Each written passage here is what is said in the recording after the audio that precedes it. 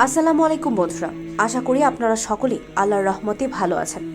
বন্ধুরা, আজকের ভিডিওতে আপনারা দেখতে পারবেন মহান আল্লাহ তাআলা রাব্বুল আলামিনের অলৌকিক কুদরতের এমন কিছু ভিডিও, যে ভিডিওগুলো দেখার পর আপনারা সকলেই মন থেকে সুবহানাল্লাহ বলতে বাধ্য হবেন। তো চলুন শুরু করা যাক। বন্ধুরা, এইবার আপনারা দেখুন মহান আল্লাহ তাআলা রাব্বুল আলামিনের সৃষ্টি এই উদ্ভিদকে, এবং এই উদ্ভিদের একটি বিশেষ গুণ রয়েছে। যখন রাত হয়ে যায় তখন এই উদ্ভিদটি সুন্দরভাবে জ্বলে থাকে।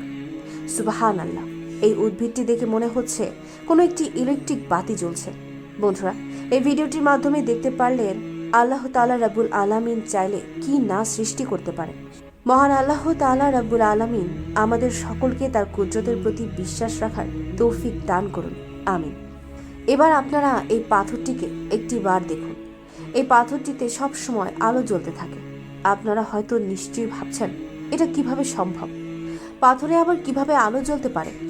আমি আপনাদের বলে দিই যে আল্লাহ তাআলা চাইলে সবই সম্ভব।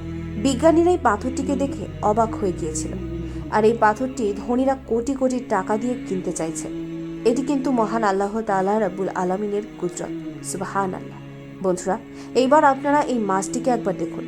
এই মাছটি পানির ভেতর সাধারণ মাছের মতো থাকে, কিন্তু যখন এটাকে পানি থেকে বের করা হয় তখন এই মাছটি ফুটবলের মতো ফুলে যায়, আর মাছটির মুখ থেকে পানি বের হতে থাকে। নিশ্চয়ই এটি মহান আল্লাহ তাআলা রাব্বুল আলামিনের কুদরত ছাড়া আর কিছুই না। সুবহানাল্লাহ। বন্ধুরা, এইবার দেখুন এই ছাগলটি মানুষের বাচ্চার মতো বাচ্চা দেয়, যেটি দেখার জন্য অনেক মানুষের ভিড় হয়েছিল।